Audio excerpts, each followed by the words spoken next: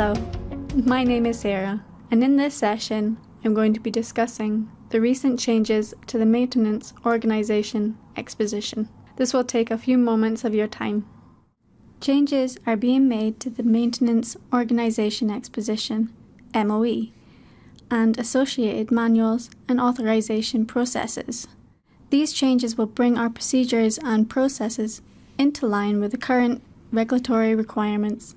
The following documents listed are affected.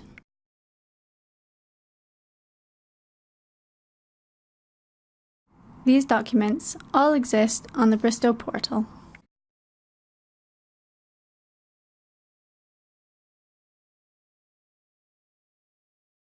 The MOE sets out the way we carry out aircraft and workshop maintenance at Bristow. It is approved by the UK CAA. The parts capability list in QID 003 has now become integrated with the MOE and is no longer a standalone document. It will now appear in the appendices at the back of the MOE, which is also known as QID 054. This will make it easier to locate. The Compliance and Safety Procedures Manual, QID 052, has had some information moved into the MOE. This includes procedures like HUMS, competency, and the authorization process. Some maintenance procedures have moved from QID 001 into the MOE. These include fabrication, critical maintenance tasks, and shift or task handovers. The Maintenance Procedures Manual itself, QID 001, has also been modified and clarified. One significant update is the inclusion of the Workshop Procedures Manual into it in an updated format from its original QID 025. Another change is the separation of the non-destructive testing procedures into a new manual, QID 502. Note that tooling calibration periods have also been amended. The company Part 145 approval authorization sets out the CAA-approved scope of our work. It covers the following areas. The approval number identifies Bristow to others and EASA. The UK 145-00055 reference does not change, and UK maintenance approvals have been in place at Bristow since 1955. This number is not the registered company number. Bristow Helicopters Limited is the recognised company. Maintenance is authorised at the base addresses listed in the MOE. Procedures for temporary bases are also included. Our approval schedule sets out the maintenance tasks or aircraft types approved for maintenance at Bristow. Let's look a little closer at this. Class identifies aircraft and engine types along with components and specialised services like non-destructive testing. Ratings use specific codes to identify different maintenance activities.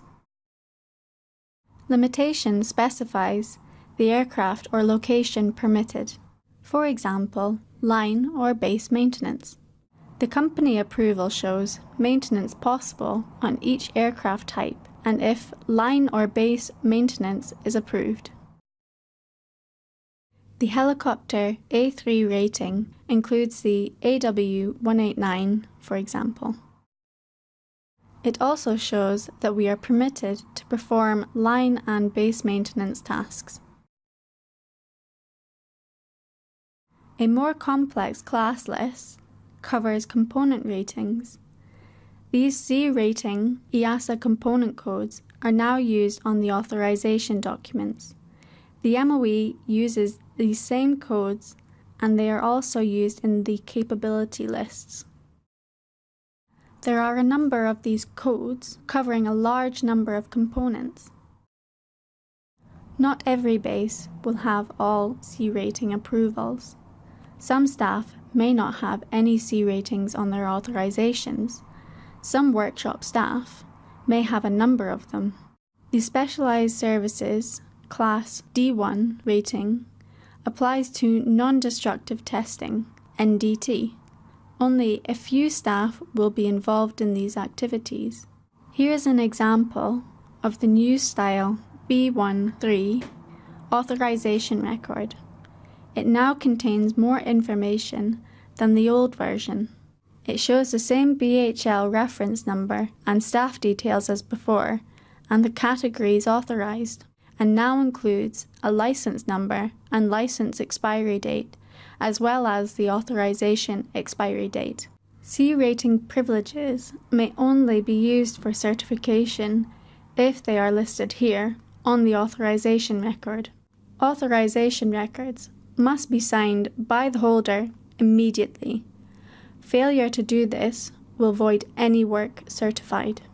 Many B13 holders will also hold privileges of a Cat A3 holder on other aircraft types. Refer to the MOE for task codes. B13 off-wing tasks are detailed, and referencing the MOE is key to ensure these tasks are compliant. Listed on the back of the authorization record are Part 145 activities, which are outside of Part 66. Examples are HUMS or borescope inspections, or aircraft weighing activities. An approved signature must be present to validate the authorization. The layout of the new B2 authorization record closely matches that of the B13. Applicable A3 tasks will be listed using the codes located in the MOE. Workshop categories will use the C rating codes from the MOE. Workshop-based personnel will have their specific capabilities listed. This requires reference to the MOE for these tasks and the specific part numbers of applicable components using item codes. Finally, the updated company authorization renewal process includes the following steps. These must be completed annually based around your employment anniversary. The authorization renewal remains a 2-yearly event. Your ITS learning content must be acknowledged and 100% complete, as this forms part of your continuation training. The CT Plus content includes the online course and tests, and the CT Plus meeting, which should have taken place using either an online Skype session or the classroom-based meeting. The maintenance process and practice monitoring element is also required to be completed. An interview and assessment would have been recorded. A request for authorization renewal may be submitted to Quality and Compliance using a QAF 002 form. In the near future, these renewal requests will be processed using the Service Desk system. Thanks for your time today. I hope this information was useful to you.